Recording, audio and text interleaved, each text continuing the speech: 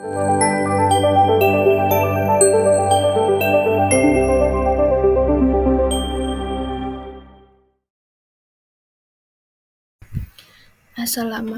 warahmatullahi wabarakatuh. Yang terhormat Bapak Vicky Fendi, dosen pengampu metodologi penelitian kelas F. Kami dari kelompok 6 akan mempresentasikan materi bab 8, yaitu Data Analysis and Representation. Izinkan kelompok kami untuk memperkenalkan diri terlebih dahulu. Saya Ica Dwi Sabrina dengan NPM 039, lalu ada Ramadhani Sendriku Shannon dengan NPM 055, Ila Kamelia dengan NPM akhir 060, dan juga Andriana Dwi Rahayu dengan NPM 066. Jadi materi yang pertama adalah Tree Analysis Strategy. Nah, analisis data dalam penelitian kualitatif itu mencakup 3 langkah utama. Yang pertama yaitu mempersiapkan dan mengorganisasi data. Lalu yang kedua adalah meredukasi data menjadi tema melalui proses coding dan penggabungan kode. Serta yang terakhir yaitu menyajikan data dalam bentuk grafik, tabel, atau diskusi. Nah, proses ini merupakan langkah umum yang digunakan dalam penelitian kualitatif, meskipun terdapat variasi tergantung pendekatan yang digunakan. Nah, di sini dapat kita lihat ada tabel 8.1. Tabel ini itu mengilustrasikan prosedur umum analisis data menurut 3 peneliti kualitatif. Yang pertama ada Madison pada tahun 2005. Jadi beliau itu menekankan pentingnya kerangka interpretasi seperti kritis atau feminis untuk membentuk sudut pandang analisis. Lalu yang kedua ada Huberman dan Miles pada tahun 1994. Jadi mereka menggunakan pendekatan sistematis dengan langkah-langkah tambahan seperti catatan pinggir, ringkasan catatan lapangan, dan hubungan antar kategori. Lalu yang terakhir ada Wolcott pada tahun 1994B. Jadi beliau memprioritaskan deskripsi data dan menghubungkannya dengan literatur serta tema budaya. Nah, ketiganya menyoroti langkah inti seperti coding, penggabungan kode menjadi kategori atau tema, serta perbandingan data melalui grafik, tabel, dan diagram. Nah, materi yang kedua yaitu The Data Analysis Spiral. Jadi, analisis data kualitatif itu memiliki sifat yang unik, tidak linear, dan sering dilakukan bersamaan dengan pengumpulan data serta penulisan laporan. Nah, proses ini melibatkan intuisi dan fleksibilitas dengan pendekatan yang sering berkembang selama penelitian. Nah, peneliti mengikuti pola spiral seperti ditunjukkan dalam gambar 8.1. Dengan masuk melalui data, yaitu berupa teks atau gambar, dan keluar sebagai narasi atau laporan. Nah, dalam proses ini, peneliti bergerak melalui berbagai tahap analisis secara berulang, bukan langkah-langkah tetap yang linear. Nah, terdapat beberapa langkah untuk melakukan analisis data. Nah, langkah yang pertama yaitu melakukan organisir data. Jadi, langkah ini tuh dilakukan dengan mengelola data dalam file yang terorganisir dan mengonversinya menjadi unit teks yang sesuai. Nah, data kualitatif seringkali sangat besar. Jadi, kita itu perlu pengelolaan yang baik untuk mempermudah akses program komputer dapat membantu proses ini. Nah, yang kedua yaitu melakukan reading and memoing. Jadi setelah data terorganisir, peneliti itu dapat membaca seluruh database untuk memahami keseluruhan konteks.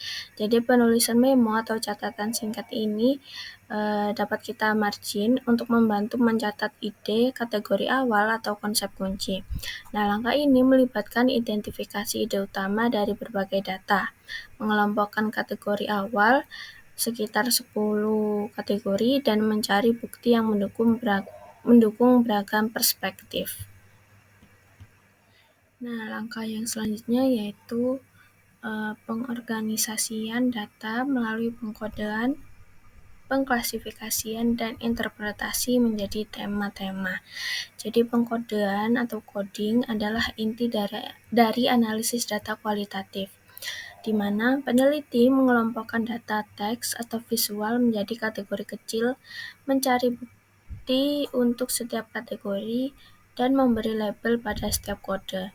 Jadi kode ini itu dapat berupa in vivo kode, yaitu kode yang diambil dari kata-kata peserta, atau kode yang dikembangkan oleh peneliti untuk mencerminkan informasi yang ditemukan. Nah, peneliti kemudian mengklasifikasikan kode-kode ini ke dalam tema-tema yang lebih besar, yang terdiri dari beberapa kode yang digabungkan untuk membentuk ide umum. Jadi, tema-tema ini bisa dianggap sebagai keluarga dengan subtema sebagai anak, dan data yang lebih mendetail sebagai cucu. Jadi pengklasifikasian ini dapat membantu menyusun informasi dalam bentuk yang lebih terkelola untuk ditulis dalam narasi akhir.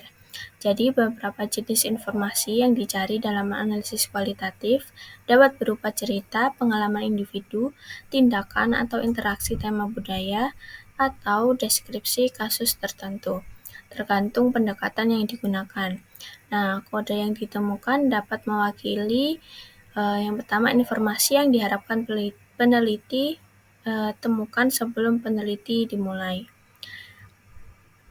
Lalu yang kedua yaitu informasi yang mengejutkan dan tidak terduga, dan yang terakhir yaitu informasi yang secara konseptual menarik atau tidak biasa bagi peneliti.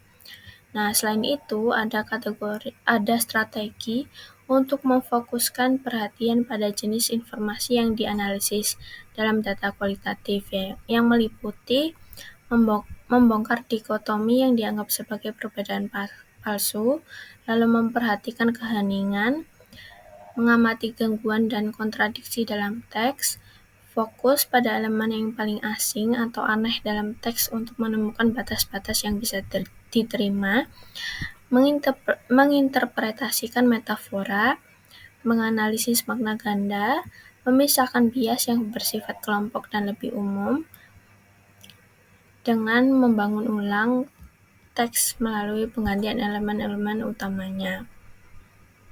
Langkah yang selanjutnya yaitu interpretasi data. Jadi interpretasi data dalam penelitian kualitatif itu melibatkan pemahaman lebih dalam terhadap data, yakni pelajaran yang dipelajari. Nah, proses ini itu dimulai dengan pengembangan kode, pembentukan tema dari kode, dan pengorganisasian tema menjadi unit-unit yang lebih besar untuk memahami makna data. Nah, interpretasi bisa didasarkan pada intuisi, wawasan, dan pemikiran pribadi, atau dalam kerangka sosial ilmu tertentu. Nah, peneliti menghubungkan interpretasi mereka dengan literatur penelitian yang lebih luas. Jadi, bagi peneliti postmodern dan interpretif, interpretasi ini bersifat sementara, tidak pasti, dan dapat dipertanyakan. Materi selanjutnya yaitu mengenai menafsirkan, mewakili, dan memvisualisasikan data. Yang pertama yaitu interpretasi dalam penelitian kualitatif melibatkan pengabstrakan di luar kode dan tema ke makna data yang lebih luas. Ini adalah proses yang dimulai dengan pengembangan kode, pembentukan tema dari kode, dan kemudian pengorganisasian tema menjadi unit abstraksi yang lebih besar untuk memahami data. Ada beberapa bentuk seperti interpretasi berdasarkan firasat, wawasan, dan intuisi. Selanjutnya yaitu mewakili data. Mewakili data merupakan pengemasan dari apa yang ditemukan dalam bentuk teks, tabel, atau gambar. Misalnya, untuk menciptakan gambar visual dari informasi, seorang peneliti dapat menyajikan tabel perbandingan. Selanjutnya materi mengenai analisis dan representasi penelitian naratif. Data yang dikumpulkan dalam studi naratif perlu dianalisis berdasarkan cerita yang ingin disampaikan, kronologi, kejadian yang terungkap, dan titik balik atau pencerahan. Dalam gambaran umum, analisis ada beberapa pilihan bagi peneliti naratif seperti yang telah dicontohkan pada tabel, yaitu ada dari cerita, fenomenologi, teori dasar, etnografis, dan juga studi kasus. Materi selanjutnya yaitu analisis dan representasi fenomenologis. Yang pertama yaitu jelaskan pengalaman pribadi dengan fenomena yang diteliti. Lalu yang kedua yaitu kembangkan daftar pernyataan penting. Yang ketiga ambil pernyataan-pernyataan yang signifikan dan kemudian kelompokkan ke dalam unit-unit informasi yang lebih besar yang disebut dengan unit makna atau tema. Lalu yang keempat yaitu tuliskan deskripsi tentang apa yang dialami peserta dalam penelitian dengan fenomena tersebut. Lalu yang kelima yaitu berikutnya tuliskan deskripsi tentang bagaimana pengalaman itu terjadi, dan yang terakhir yaitu tuliskan deskripsi gabungan dari fenomena tersebut dengan menggambarkan deskripsi terstruktur dan struktural. Materi selanjutnya adalah analisis dan representasi grounded theory. Setelah merangkaikan kategori awal dikembangkan, peneliti mengidentifikasi satu kategori dari daftar kode terbuka sebagai fenomena utama yang diminati. Kategori kode terbuka yang dipilih untuk tujuan ini biasanya adalah kategori yang dibahas secara luas oleh para peserta atau kategori yang memiliki minat konseptual tertentu karena tampaknya menjadi pusat proses yang sedang dipelajari dalam proyek teori dasar. Selanjutnya yaitu peneliti terlibat dalam proses pengkodean yang disebut dengan kode aksial, di mana basis atau data ditinjau untuk memberikan wawasan tentang kategori kode tertentu yang berhubungan dengan atau menjelaskan fenomena utama. Ini adalah kondisi kausal yang memengaruhi fenomena utama, strategi untuk menangani fenomena, konteks dan kondisi intervening yang membentuk strategi, dan konsekuensi dari pelaksanaan strategi. Informasi dari fase kode ini kemudian disusun menjadi gambar paradigma kode yang menyajikan model teoritis dari proses yang sedang dipelajari. Dengan cara ini, sebuah teori dibangun atau dihasilkan. Dari teori ini, penyelidik menghasilkan proporsi atau hipotesis atau pernyataan yang menghubungkan kategori-kategori dalam paradigma pengkodean. Ini disebut dengan pengkodean selektif. Akhirnya, pada tingkat analisis yang lebih luas, peneliti dapat membuat matriks kondisional. Baik, materi selanjutnya yaitu mengenai analisis dan representasi etnografi. Jadi dalam penelitian etnografi, Walcott ini merekomendasikan mengenai 3 aspek dari analisis data. Untuk yang pertama yaitu deskripsi. Jadi menurut Walcott sendiri ini titik awal yang baik dalam menulis etnografi adalah dengan menggambarkan mengenai kelompok budaya dan juga latar tempatnya. Seperti yang dikatakan oleh Walcott pada halaman 28, di mana deskripsi sendiri ini merupakan fondasi mengenai penelitian kualitatif itu dibangun. Di sini Anda akan menjadi seorang pendongeng, mengundang pembaca untuk melihat melalui mata Anda apa yang telah Anda lihat. Kemudian kita memulai dengan menyajikan deskripsi langsung tentang latar dan peristiwa, tanpa adanya catatan kaki, tanpa analisis yang mengganggu, hanya sebuah fakta yang disajikan dengan hati-hati dan diceritakan dengan menarik pada tingkat detail yang sesuai. Nah, dari perspektif interpretatif sendiri ini, peneliti mungkin hanya menyajikan satu set fakta, sementara fakta dan interpretasi lain untuk menunggu untuk dibaca oleh peserta dan orang lain. Deskripsi ini dapat dianalisis dengan menyajikan informasi secara kronologis. Kemudian penulis dapat menggambarkan melalui fokus bertahap pada deskripsi atau menceritakan satu hari dalam kehidupan kelompok atau individu. Teknik lain itu mencakup fokus pada peristiwa penting, kemudian mengembangkan cerita lengkap dengan plot dan karakter, lalu menulisnya sebagai misteri, kemudian memeriksa interaksi antar kelompok menggunakan kerangka analitik, atau menunjukkan perspektif berbeda melalui pandangan peserta. Untuk aspek selanjutnya yaitu dari aspek analisis. Jadi menurut Walcott ini, analisis adalah prosedur pengurutan. Nah, hal ini itu melibatkan penyorotan materi spesifik yang diperkenalkan dalam fase deskriptif atau menampilkan temuan melalui tabel, diagram, bagan, dan juga grafik. Peneliti ini juga dapat menggunakan prosedur sistematis seperti yang dikembangkan oleh Spradley, termasuk membangun taksonomi, menghasilkan tabel perbandingan, dan mengembangkan tabel semantik. Nah, salah satu prosedur analisis yang paling populer itu juga disebutkan oleh Walcott adalah mencari pola keteraturan dalam sebuah data. Nah, bentuk analisis lainnya itu mencakup membandingkan kelompok budaya dengan kelompok lain, kemudian mengevaluasi kelompok berdasarkan standar tertentu, dan menghubungkan kelompok dengan kerangka teoritis yang lebih luas. Langkah analisis lainnya adalah mengkritik mengenai proses penelitian dan juga mengusulkan terkait perancangan ulang studi. Nah, untuk aspek yang terakhir yaitu deskripsi. Jadi, melakukan interpretasi etnografis terhadap kelompok budaya adalah langkah dari transformasi data.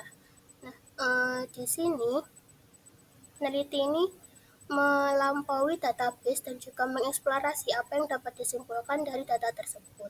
Peneliti juga dapat berspekulasi secara luas atau memberikan interpretasi komparatif yang menimbulkan keraguan atau pertanyaan bagi pembaca. Peneliti menarik kesimpulan dari data atau menggunakan teori untuk memberikan struktur pada interpretasinya. Interpretasi juga dapat dipersonalisasi dengan pernyataan seperti ini adalah apa yang saya pahami atau inilah bagaimana pengalaman penelitian mempengaruhi saya. Akhirnya peneliti dapat menyusun interpretasi melalui ekspresi kreatif seperti puisi, fiktif, atau pertunjukan. Nah, berbagai bentuk analisis ini mencerminkan pendekatan Fetterman terhadap etnografi. Ia tidak mengikuti prosedur yang kaku, melainkan merekomendasikan mengenai triangulasi data dengan menguji satu sumber data terhadap sumber lainnya, mencari pola pemikiran dan perilaku, serta fokus pada peristiwa penting yang dapat digunakan untuk menganalisis budaya secara keseluruhan. Etnografer juga dapat menggambar peta lokasi, kemudian mengembangkan bahkan merancang matriks, dan kadang-kadang menggunakan analisis statistik untuk memeriksa frekuensi dan juga besarnya. Selanjutnya yaitu analisis dan representasi studi kasus. Jadi dalam studi kasus seperti pada etnografi, analisis ini tuh melibatkan penyusunan deskripsi rinci tentang kasus dari konteksnya. Jika kasus menyajikan kronologi peristiwa, maka penulis merekomendasikan terkait analisis dari berbagai sumber data untuk menentukan bukti pada setiap langkah atau fase perkembangan kasus. Selain itu, konteks kasus juga memiliki peranan penting dalam suatu informasi. Nah, Steig pada tahun 1995 ini mengusulkan terkait 4 bentuk analisis dan juga interpretasi data dalam penelitian studi kasus. Untuk yang pertama yaitu pengumpulan kategori. Hal ini terkait dengan peneliti dalam mengumpulkan berbagai contoh dari data dengan harapan makna yang relevan dengan isu akan muncul. Kemudian yang kedua yaitu interpretasi langsung. Dalam pendekatan ini tuh peneliti studi kasus memusatkan perhatian pada satu contoh tertentu dan menarik makna darinya tanpa mencari banyak contoh. Proses ini melibatkan pemisahan data dan menyusunnya kembali dengan cara yang lebih bermakna. Lalu yang ketiga yaitu pola dan juga korespondensi. Peneliti menetapkan pola dan mencari hubungan antara dua atau lebih kategori, di mana hubungan ini dapat diwujudkan dalam bentuk tabel seperti tabel 2x2 yang menunjukkan terkait hubungan antara dua kategori. Lalu yang terakhir yaitu sintesis lintas kasus. Jadi Yin pada tahun 2009 ini menyarankan teknik analisis ini untuk studi yang melibatkan dua atau lebih kasus. Peneliti dapat membuat tabel teks untuk menampilkan data dari masing-masing kasus berdasarkan kerangka yang seragam. Hal ini memungkinkan peneliti untuk menemukan persamaan dan juga perbedaan antar kasus. Nah, terakhir, peneliti juga dapat mengembangkan generalisasi naturalistik dari analisis data. Generalisasi ini dapat dipelajari dari orang yang terkait dengan suatu kasus, baik untuk dirinya sendiri maupun untuk diterapkan pada populasi kasus lainnya. Selain itu, langkah-langkah analisis di atas, penulis juga menambahkan deskripsi kasus, yaitu terkait dengan pandangan rinci tentang aspek-aspek yang berkaitan dengan kasus atau yang disebut sebagai fakta. Nah, penulis juga dapat mengelompokkan data ke dalam sekitar 20 kategori dan menyederhanakannya menjadi 5 tema utama. Nah, selanjutnya kita akan membandingkan terkait 5 pendekatan. Jadi, di semua 5 pendekatan ini, peneliti biasanya memulai dengan membuat dan mengorganisir berkas informasi. Selanjutnya, prosesnya itu melibatkan pembacaan umum dan pencatatan memo untuk mengembangkan pemahaman terhadap data dan memulai proses pemaknaan. Nah, kemudian semua pendekatan ini memiliki fase deskripsi kecuali teori dasar atau grounded theory, di mana peneliti ini berusaha untuk membangun teori tentang tindakan atau proses yang akan atau sedang dianalisis.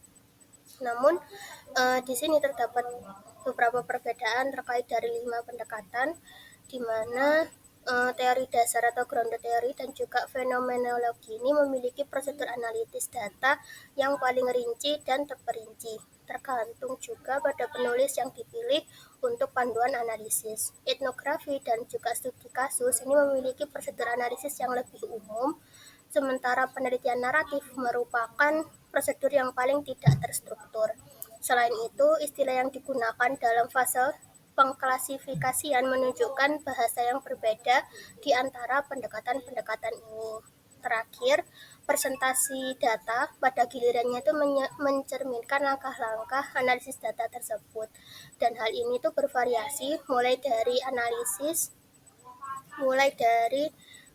narasi dalam penelitian naratif, kemudian pernyataan, lalu ke makna, dan juga deskripsi dalam fenomenologi, hingga model visual atau teori dalam teori dasar. Baik, materi selanjutnya yaitu terkait penggunaan komputer dalam analisis data kualitatif. Jadi program komputer ini hanya menyediakan sarana untuk menyimpan data dan juga mengakses kode yang diberikan oleh peneliti. Untuk penggunaan komputer ini terdapat keuntungan dan juga kerugian. Yang pertama, kita akan membahas terkait keuntungan. Jadi, program komputer ini tuh hanya menyediakan sarana untuk menyimpan data dan mengakses kode yang diberikan oleh peneliti. Nah, meskipun penggunaan komputer mungkin tidak menarik bagi semua peneliti kualitatif, di sini masih terdapat beberapa keuntungan. Yang pertama yaitu organisasi penyimpanan data. Jadi program komputer ini menyediakan sistem file penyimpanan yang terorganisir sehingga peneliti dapat dengan mudah menemukan materi dan menyimpannya di suatu tempat. Hal ini sangat penting untuk menemukan seluruh kasus atau kasus dengan karakteristik tertentu. Lalu yang kedua yaitu pencarian materi. Nah, program komputer ini membantu peneliti untuk menemukan materi dengan mudah, apakah itu ide, pernyataan, frasa, ataupun kata. Kita tidak perlu lagi untuk memotong dan menempelkan materi ke kartu file dan juga menyortir serta menyusun kartu-kartu tersebut menurut tema. Pencarian teks itu dapat dilakukan dengan mudah menggunakan program komputer. Setelah peneliti mengidentifikasi terkait kategori dalam teori dasar atau tema dalam studi kasus, nama kategori tersebut ini dapat dicari menggunakan program komputer untuk menemukan kejadian lain dalam database. Lalu yang keempat, fitur pemetaan konsep. Jadi program komputer ini mendorong peneliti untuk melihat data secara mendalam, bahkan baris demi baris, dan memikirkan makna setiap kalimat dan juga ide. Tanpa program, peneliti mungkin hanya membaca dengan santai terkait teks atau transkrip dan tidak menganalisis setiap ide dengan cermat. Lalu yang kelima yaitu fitur pemetaan konsep. Fitur pemetaan konsep sendiri ini dalam program komputer memungkinkan peneliti untuk memvisualisasikan hubungan antar kode dan tema dengan menggambar model visual. Lalu yang terakhir yaitu mengambil memo. Jadi program komputer ini memungkinkan peneliti untuk dengan mudah mengambil memo yang terkait dengan kode, tema, ataupun dokumen. Selanjutnya yaitu terkait kerugian dalam penggunaan komputer. Jadi yang pertama ada pembelajaran program. Menggunakan program komputer ini mengharuskan peneliti mempelajari cara menjalankan program. Hal ini terkadang bisa menjadi tugas yang menakutkan yang melebihi pembelajaran yang dibutuhkan untuk memahami prosedur penelitian kualitatif. Memang beberapa orang lebih mudah mempelajari program komputer daripada yang lain, dan pengalaman sebelumnya dengan program akan mempercepat dalam hal waktu pembelajaran. Lalu yang kedua yaitu jarak dengan data. Jadi program komputer ini mungkin melihat kategori yang jadi program komputer ini mungkin bagi beberapa individu kemudian menempatkan mesin antara peneliti dan data sebenarnya. Hal ini dapat menciptakan jarak yang tidak nyaman antara peneliti dan juga informasinya. Lalu yang ketiga itu perubahan kategori. Meskipun peneliti ini mungkin melihat kategori yang dikembangkan selama analisis komputer sebagai tetap, kategori-kategori tersebut ini dapat diubah dalam program perangkat lunak. Beberapa orang mungkin merasa bahwa mengubah kategori atau memindahkan informasi tidak diinginkan dan merasa bahwa program komputer ini memperlambat atau menghambat dalam prosesnya. Lalu yang keempat yaitu instruksi program yang tidak konsisten. Jadi instruksi ini tuh untuk menggunakan program komputer bervariasi dalam hal kemudahan penggunaan dan juga aksesibilitas. Banyak dokumen untuk program komputer tidak memberikan informasi tentang bagaimana menggunakan program tersebut untuk menghasilkan sebuah studi kualitatif. Atau 1 dari 5 pendekatan penelitian yang dibahas dalam buku ini. Lalu yang terakhir yaitu keterbatasan fitur. Jadi program komputer mungkin tidak memiliki fitur atau kemampuan yang dibutuhkan oleh peneliti, sehingga peneliti dapat membandingkan beberapa program untuk menemukan program mana yang dapat memenuhi kebutuhan mereka. Materi selanjutnya yaitu terkait dengan contoh program komputer yang dapat digunakan dalam penelitian kualitatif. Jadi terdapat banyak program komputer yang tersedia untuk analisis data kualitatif. Beberapa ini dikembangkan oleh individu di kampus dan beberapa juga tersedia untuk pembelian secara komersial. Nah, penulis itu menyoroti terkait 4 program komersial yang populer dan telah dipelajari oleh penulis secara mendalam. Untuk 2 contoh program komputer dijelaskan dalam video ini. Untuk 2 yang lainnya akan dijelaskan oleh rekan saya selanjutnya. Jadi yang pertama yaitu MaxQDA. Jadi ini merupakan program perangkat lunak yang membantu peneliti secara sistematis untuk mengevaluasi dan juga menginterpretasi teks kualitatif. Program ini juga merupakan alat yang kuat untuk mengembangkan teori dan juga menguji kesimpulan teoretis. Menu utama memiliki 4 jendela, yaitu data, sistem kode atau kategori, teks yang sedang dianalisis, lalu yang terakhir hasil dari pencarian sederhana maupun kompleks. Program ini juga menggunakan sistem kode hierarkis dan peneliti dapat memberikan skor bobot pada segmen teks untuk menunjukkan relevansi segmen tersebut. Nah, memo itu juga dapat ditulis dan disimpan dengan mudah sebagai berbagai jenis memo, misalnya memo teori atau memo metodologi. Lalu selanjutnya yaitu Atlas TI. Jadi program ini itu memungkinkan peneliti untuk mengorganisasi file teks, grafik, audio, dan visual bersama dengan kode, memo, dan temuan ke dalam satu proyek. Selain itu, peneliti juga dapat melakukan pengkodean, anotasi, dan juga perbandingan segmen informasi. Program ini memiliki layar margin interaktif di mana kode dapat dipindahkan dengan metode drag and drop. Jadi program ini itu juga memiliki fitur penting lainnya, yaitu kemampuan untuk membangun jaringan visual unik yang memungkinkan peneliti untuk menghubungkan secara visual segmen teks yang dipilih, memo, dan juga kode ke dalam sebuah peta konsep.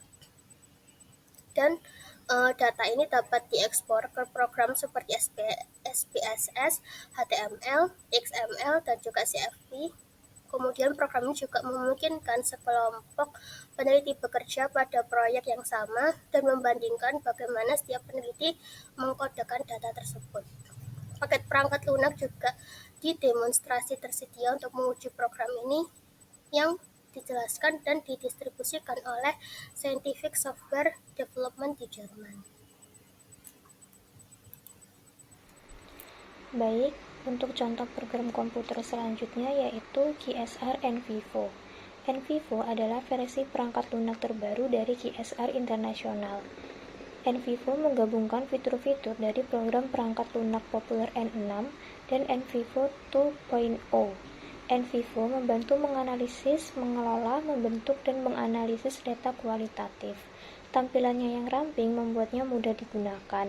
NVivo menyediakan keamanan dengan menyimpan basis data dan file bersama-sama dalam satu file yang memungkinkan peneliti untuk menggunakan berbagai bahasa, memiliki fungsi penggabungan untuk penelitian tim, dan memungkinkan peneliti untuk dengan mudah memanipulasi data dan melakukan pencarian. Lalu yang kedua, yang selanjutnya adalah Hyper Research. Program ini merupakan paket perangkat lunak kualitatif yang mudah digunakan, yang memungkinkan peneliti membuat kode dan mengambil, membangun teori, dan melakukan analisis data. Kini dengan kemampuan multimedia yang canggih, Hyper Research memungkinkan peneliti untuk bekerja dengan sumber teks, grafik, audio, dan video, menjadikannya alat analisis penelitian yang berharga. Hyper Research merupakan program analisis data yang solid untuk membuat kode dan mengambil dengan fitur-fitur tambahan untuk membangun teori yang disediakan oleh hypothesis tester. Selanjutnya, penggunaan perangkat lunak komputer dengan 5 pendekatan. Jadi ada beberapa cara agar program-program tersebut dapat memfasilitasi analisis data kualitatif. Nah, yang pertama yaitu program komputer membantu menyimpan dan mengatur data kualitatif. Jadi, program tersebut menyediakan cara yang mudah untuk menyimpan data kualitatif. Data disimpan dalam berkas dokumen, berkas yang dikonversi dari program pengelola kata ke DOS, ASCII, atau berkas teks kaya dalam beberapa program. Berkas dokumen ini terdiri dari informasi dari satu unit informasi terpisah seperti transkrip dari satu wawancara, satu set catatan observasi, atau satu artikel yang dipindahi dari surat kabar. Untuk kelima pendekatan penyelidikan kualitatif, dokumen dapat berupa satu wawancara, satu observasi, atau satu dokumen teks. Lalu yang kedua yaitu program komputer membantu menemukan segmen teks atau gambar yang terkait dengan kode atau tema. Jadi saat menggunakan program komputer, peneliti menelusuri teks atau gambar dari satu baris atau gambar pada satu waktu dan bertanya apa yang dikatakan atau dilakukan orang tersebut dalam bagian ini. Kemudian peneliti menetapkan label kode menggunakan kata-kata partisipan, menggunakan istilah ilmu sosial atau humaniora, atau menyusun istilah yang tampaknya berhubungan dengan situasi tersebut. Setelah meninjau banyak halaman atau gambar, peneliti dapat menggunakan fungsi pencarian program untuk menemukan semua segmen teks atau gambar yang sesuai dengan label kode. Lalu yang ketiga, program komputer membantu menemukan bagian atau segmen umum yang berhubungan dengan dua atau lebih label kode. Jadi, di sini proses pencarian dapat diperluas untuk mencakup dua atau lebih label kode. Misalnya, label kode keluarga dengan dua orang tua dapat digabungkan dengan perempuan untuk menghasilkan segmen teks di mana perempuan membahas keluarga dengan dua orang tua, atau keluarga dengan dua orang tua dapat digabungkan dengan laki-laki untuk menghasilkan segmen teks di mana laki-laki berbicara tentang keluarga dengan dua orang tua. Selanjutnya yang keempat, yaitu program komputer membantu membuat perbandingan di antara label kode. Jika peneliti mengajukan kedua permintaan ini tentang perempuan dan laki-laki, maka akan ada data untuk membuat perbandingan di antara tanggapan perempuan dan laki-laki tentang pandangan mereka mengenai keluarga dengan dua orang tua. Dengan demikian, program komputer memungkinkan peneliti untuk mengintegrasi basis data tentang hubungan timbal balik di antara kode atau kategori. Lalu yang kelima, program komputer membantu peneliti untuk mengonseptualisasikan berbagai tingkat abstraksi dalam analisis data kualitatif. Jadi, proses analisis data kualitatif seperti yang dibahas sebelumnya dimulai dengan peneliti menganalisis data mentah, misalnya wawancara, lalu membentuk data menjadi kode, dan kemudian menggabungkan kode-kode tersebut menjadi tema yang lebih luas. Tema-tema ini dapat sering sekali menjadi judul yang digunakan dalam studi kualitatif. Lalu yang keenam, program komputer menyediakan gambaran visual tentang kode atau tema. Banyak program komputer yang memiliki fitur pemetaan konsep sehingga pengguna dapat membuat diagram visual kode dan tema serta hubungan di antara keduanya. Kode dan tema ini dapat terus dipindahkan dan ditata ulang berdasarkan kategori informasi baru seiring dengan berjalannya proyek. Lalu yang ketujuh, program komputer menyediakan kemampuan untuk menulis memo dan menyiapkannya sebagai kode. Dengan cara ini, peneliti dapat mulai membuat laporan kualitatif selama analisis data atau sekedar mencatat wawasan yang muncul. Lalu yang kedelapan, peneliti dapat membuat template untuk mengodekan data dalam masing-masing data dari 5 pendekatan. Peneliti dapat membuat daftar kode yang telah ditetapkan sebelumnya yang sesuai dengan prosedur analisis data dalam pendekatan pilihan. Kemudian saat data ditinjau selama analisis komputer, peneliti dapat mengidentifikasi informasi yang sesuai dengan kode atau menulis memo yang menjadi kode. Baik, sekian pemaparan dari kelompok kami. Kurang lebihnya mohon maaf. Wassalamualaikum warahmatullahi wabarakatuh.